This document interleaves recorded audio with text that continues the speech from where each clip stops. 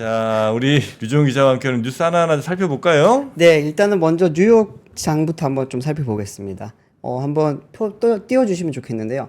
어제 밤에도 뭐 뉴욕 지역 증시는 너무 좋았습니다. 다우존스 같은 경우에는 0.62% 올랐고요.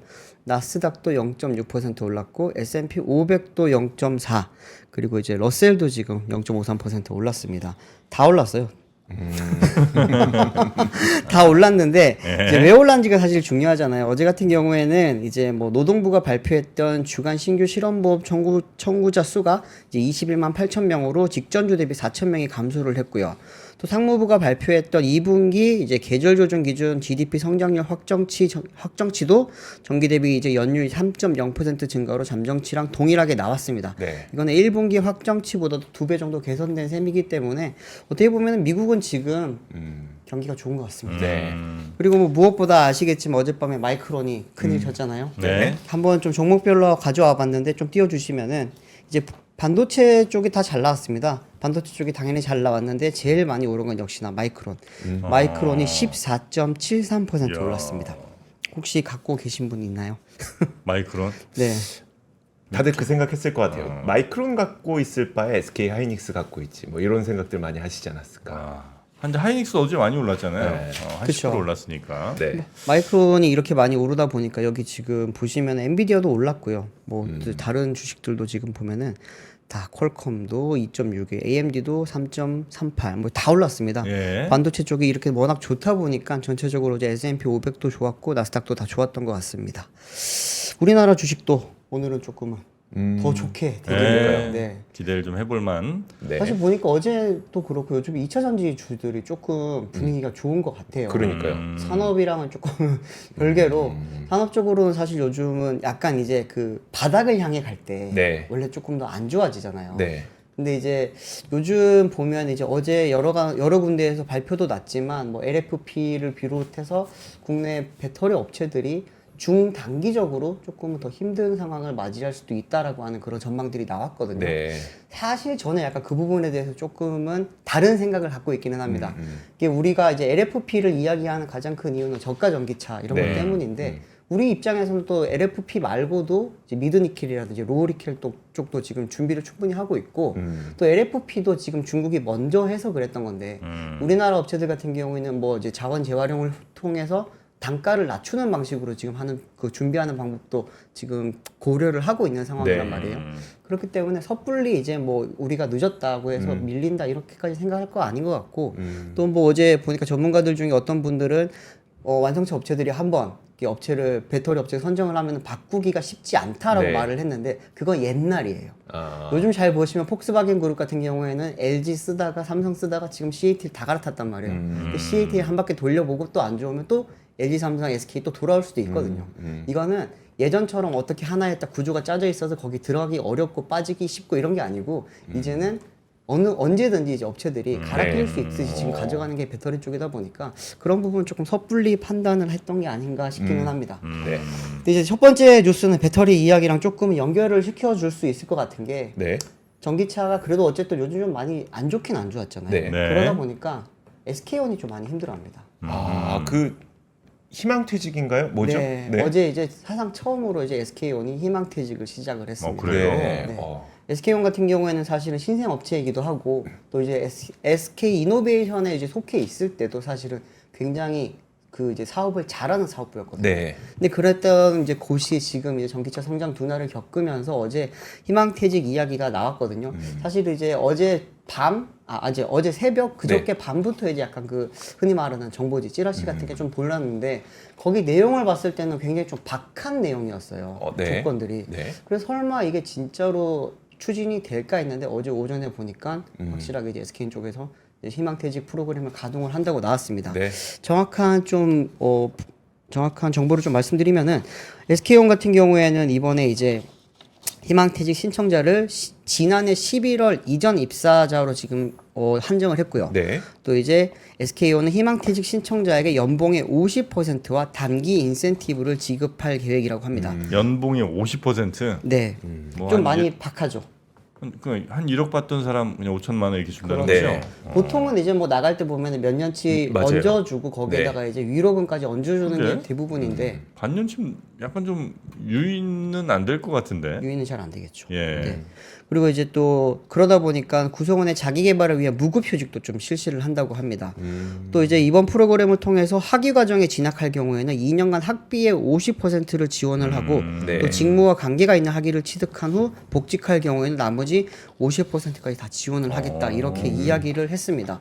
좀 뭐 약간 말을 들어보면은 어쨌든 자기 개발을 통해서 밖에서 좀 대기를 하다가 네. 다시 이제 업황이 좀 좋아지면은 언제든지 돌아와라. 들어올 수 있도록 네. 우리가 학비 정도는 50% 지원을 해주고 네. 만약에 다시 복직을 하면은 당신이 자기 개발 위해 썼던 비용 우리가 다 대줄 테니까 뭐 너무 걱정하지 말고 나가십시오라고 지금 이야기를 하는데 뭐 방금 정프로님도 말을 했지만 유인책으로서 과연 역할을 할 수 있을까? 네. 그 부분에 대해서는 굉장히 지금 의문입니다. 네. SK온 쪽에서는 이걸 설명하기로는 지금 전기차 캐즘으로 사업 성장세가 둔화됨에 따라 경영 효율을 높이고 지속 가능한 성장 기반을 확보하기 위해서 이번에 이걸 추진을 한다고 하는데 정말 쉽지 않을 것 같습니다.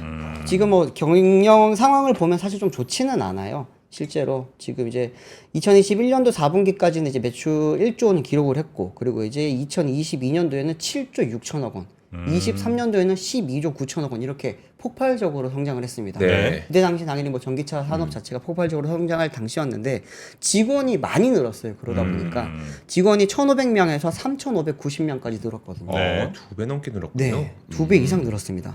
근데 그러다가 이제 전기차 시장이 작년 하반기 거의 한 4분기부터 많이 안 좋아졌거든요. 네. 그러면서 이제 계속 영업 손실을 기록을 하고 있고 2분기 때는 영업 손실이 4,601억 원을 기록을 하면서 11분기 연속 적자를 지금 내고 있는 상황입니다.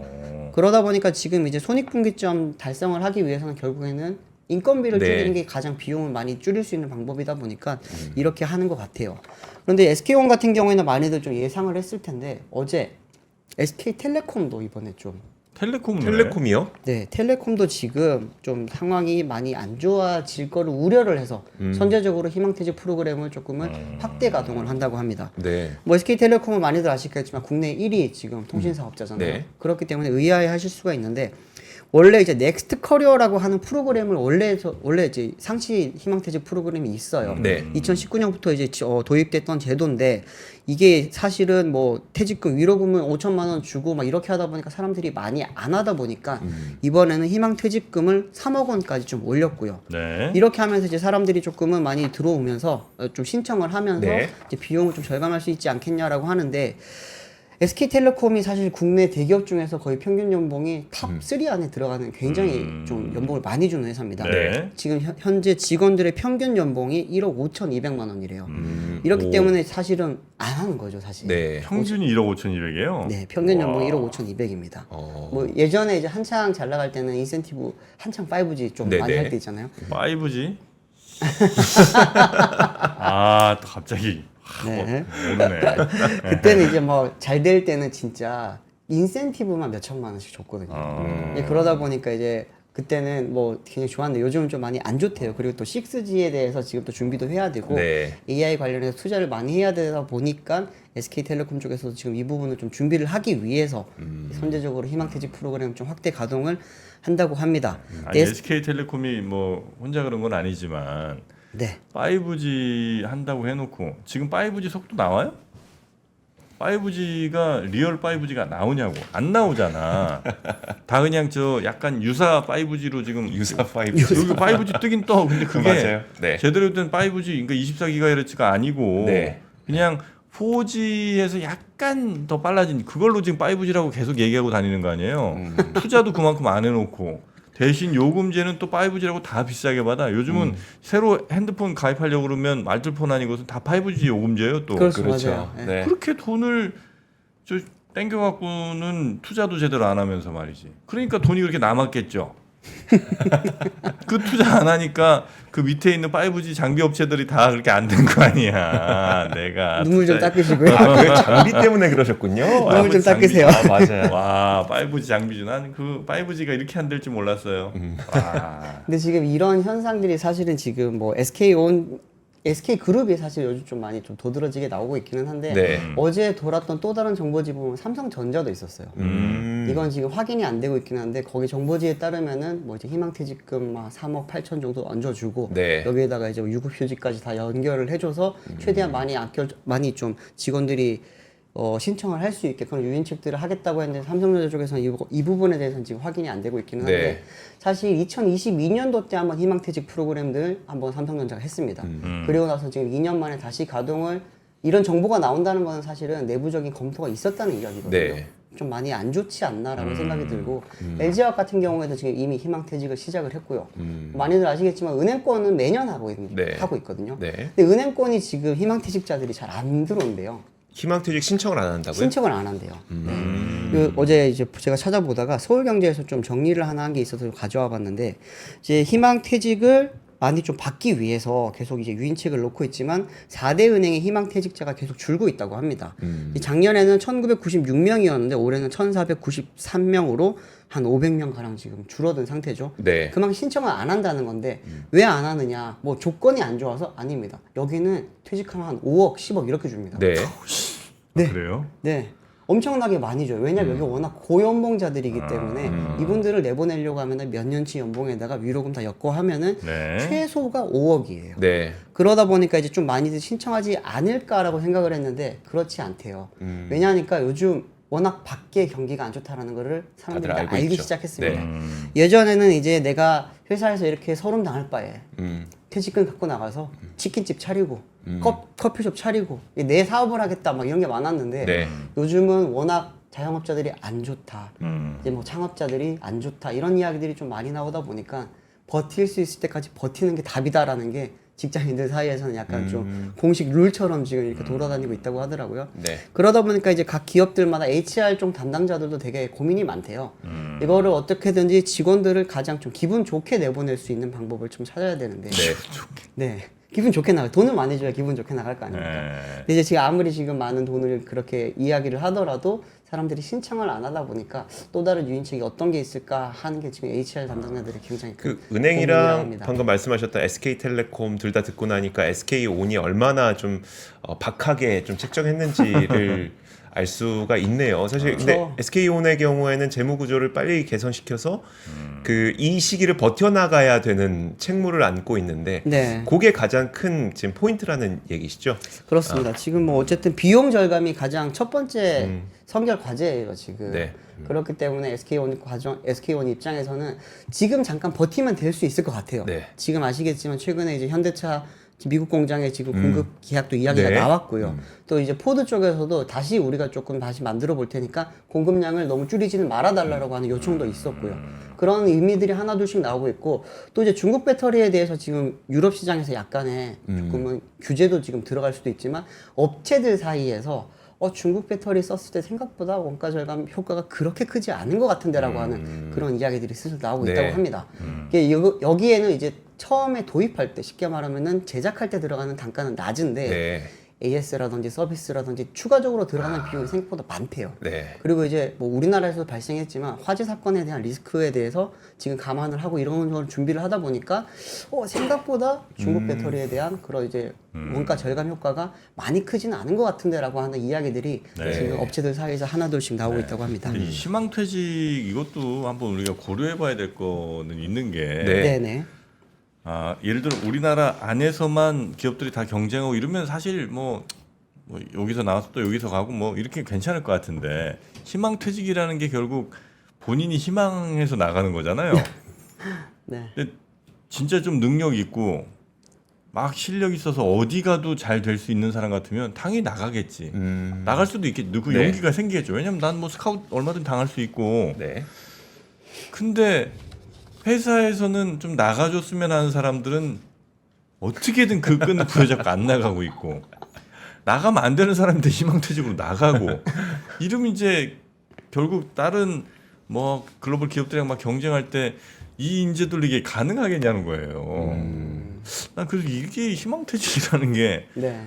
괜찮은 제도인가? 제대로 된 사람들 모아서 어떻게든 좀 우위에 서고 뭐 이렇게 해야 될 텐데 이런 식의 회사가 의도한 것과는 반대로 가는 희망퇴직이 이게 무슨 이 의미가 제대로 있나 하는 생각이 좀 들기는 근데 합니다. 기업에서 S급 인재는 나간다고 신청을 하더라도 어떻게든 다시 잡아놓습니다. S급 인재는. 돈을 더 줘서든 그렇죠. 어떻게 해서든. 네. 예. 근데 이제 요즘 약간 희망퇴직의 추세를 보면 예전에는 이제 차장, 부장급 이상들이 약간 고령층이 많았었는데 네. 요즘은 과장급이 거의 이제 시작선이에요.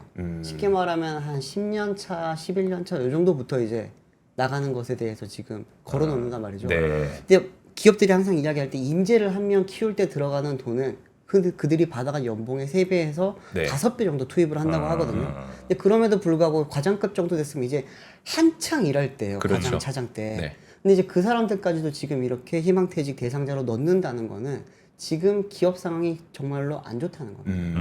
재무 상황을 지금 당장이라도 좀 어떻게든지 하나라도 줄여서 지금 버텨야 되는 상황이라는 거를 이런 걸 보면서 좀 반증하는 거기 때문에 그런 부분은 네. S급 인재에 대한 걱정은 안 하셔도 될 것 같고 이제 한 B급 인재까지도 이제는 어쩔 수 없이 넣어야 되는 상황이다라고 좀 생각을 하시면 좋을 것 같습니다. 네. 자, 두 번째 뉴스 가볼까요? 네.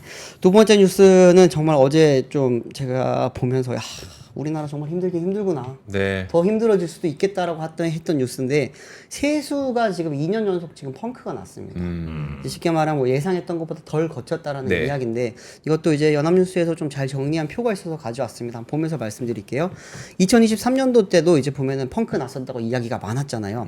이때 이제 예산은 400조 정도로 잡았었는데 실제로는 지금 344조 지금 이렇게 대응을 하면서 한 60조 정도 50조에서 60조 정도 펑크가 났었는데 네.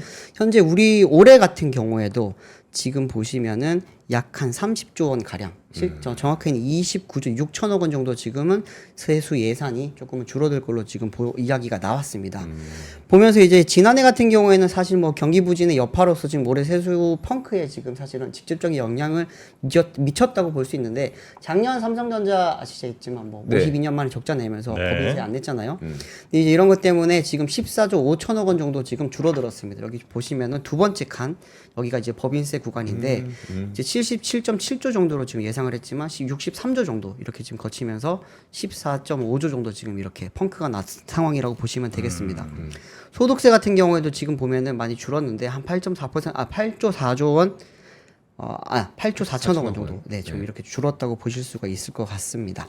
또 이제 부동산 거래가 줄면서 양도소득세 세수도 지금 16조 6천억 원으로 지금 예상보다 한 5조 8천억 정도 더 적게 거칠 걸로 보이고요. 네. 이런 식으로 지금 세수가 계속 조금 더 적게 거치게 되다 보니까 정부에서는 좀 많이 걱정을 하고 있는데 어제 이거 하면서 그러면 세수를 조금 더 많이 거둘 수 있는 방안이 있을까요?라고 하는 이야기가 많이 나왔는데 네. 거기에 대해서는 좀 정확하게 유인책이라든지 뭐 세수 증진책 이런 게 좀 많이 이야기를 많이 못 해줬어요.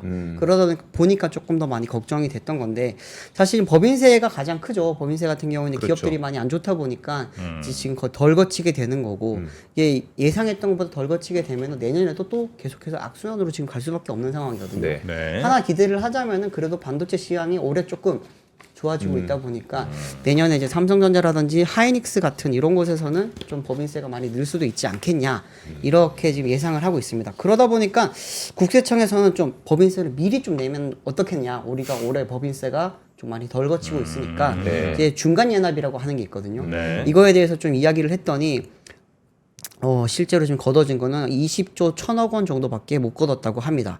세수 결손이 좀 많이 심각했던 작년보다도 지금 1조 9천억 정도 지금 덜 거쳤고요. 네. 쉽게 말하면 기업들한테 우리가 지금 나라가 힘드니까 내년 낼 거 올해 미리 좀 내주면 좋겠습니다라고 했는데 우리도 힘듭니다 하면서 덜 낸 거예요.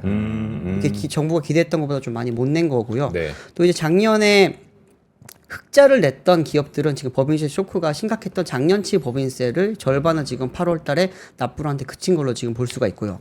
또 하나는 유류세 인하 조치 있잖아요. 네. 지금 계속해서 지금 굉장히 이연시키고 오랫동안 있죠. 네. 이어지고 있는데 이것도 지금 세수를 덜 걷는데 좀 하나의 영향을 미쳤다고 합니다. 교통, 에너지, 환경세가 4조 1천억 원 정도 덜 거쳤다고 합니다. 이렇게 되면서 지금 뭐 건설 경기도 안 좋고 이렇게 되면서 양도소득세 세수도 예산에 비해서 6조 원 가량 지금 줄어들 것으로 기재부가 이야기를 했습니다. 이게 정부가 이렇게 안 좋다 보니까 지방 정부도 안 좋은데요.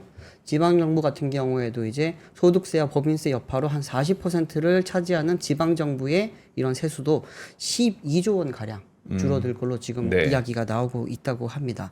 근데 이렇게 되면은 가장 많은 분들이 이야기하는 게 우리 유리지갑이라고 말하는 네네. 네. 우리 직장인들이 그런 이제 세금 내는 게 비중이 점점 커지는 거 아니냐라고 하는 그런 우려가 많았거든요. 네. 근데 실제로 되게 많이 높아졌다고 합니다. 원래는 법인세 규모가 굉장히 많이 차지를 하고 이제 뭐 차지를 해야 되는 상황인데 보시면은 지난해 근로소득세 세수가 62조 1천억 원으로 법인세 80조 4천억 원의 77.2%를 차지를 했습니다. 그런데 이날 이제 정부의 재축의 결과에 따르면은 올해 소득세 이제 근로소득세 세수 전망치가 61조 7천억 원으로 법인세 63조 2천억 원에 97.6%에 육박하게 됐다고 합니다. 결국에는 지금 이제 정부의 예산 자체가 네. 빵꾸가 난 부분을 우리 직장인들의 그리고 예산이 아니라 죄송합니다. 직장인들의 세금으로 지금 많이 운영이 되고 있다라고 볼 수밖에 없는 상황이라고 합니다. 그러다 보니까 뭐 추가 경정 이야기가 원래 좀 하반기 되면 많이 네, 나오잖아요. 나오죠. 이제 상반기 때 돈을 많이 썼으니까 네. 하반기 때 더 써야 될 부분에 있어서 우리가 세금을 좀 더 지원해 주겠습니다라는 게 추가 경정인데 없다고 합니다. 올해. 네. 추경이 지금 올해 집행이 되지 못하고 뭐 정부가 그러면은 세수를 더 거둘 수 있는 방법도 없고 이렇게 되면 이제 결국에는 간접세를 많이 올리지 않겠냐라고 하는 네. 그런 우려가 사실 많아질 수밖에 없고요. 또 이제 세제 개편에 대한 이야기도 조금씩 다시 좀 국회를 통해서 나오고 있는 것 같은데 그거는 사실은 좀 쉽지는 않을 것 같습니다. 네. 근데 이거 뭐 약간 좀 빈뜬 나간 얘기긴 하지만 네네. 지자체 가보면 와 인구 뭐 한 3만 5만 뭐 이런 작은 데인데도 네. 뭐 군청이 막 서울시청만 해 아 삐까뻔쩍. 네. 엄청 잘 지은 데가 많아요. 네.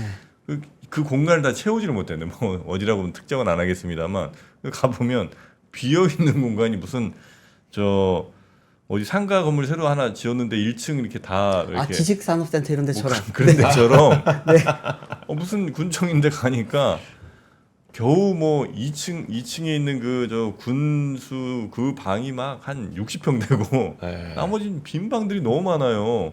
왜냐면 그렇게 크게 지을 이유도 없고 그 공무원들이 다 차지도 않거든. 네. 근데 그냥 일단 지을 땐 때려 짓는 거예요. 나중에 막 아유 그 참 얼마나 아깝습니까 그런 돈들. 네. 그러나 뭐 지금 얘기할 건 아닌 것 같네요. 네. 근데 정부에서 아까 이야기할 때 부동산 거래가 줄면서 세금이 많이 줄었다고 이야기를 했잖아요, 네. 사실. 근데 이게 부동산 가격이랑도 영향이 있습니다. 그쵸. 부동산가가 비싸지게 되면 그래야 세금이 많아지죠. 그런데 거래가 줄잖아요. 거래가 줄면서 지금 그 부분에 대해서 좀 영향을 미치고 있다라고 하는 분석도 나오고 있거든요.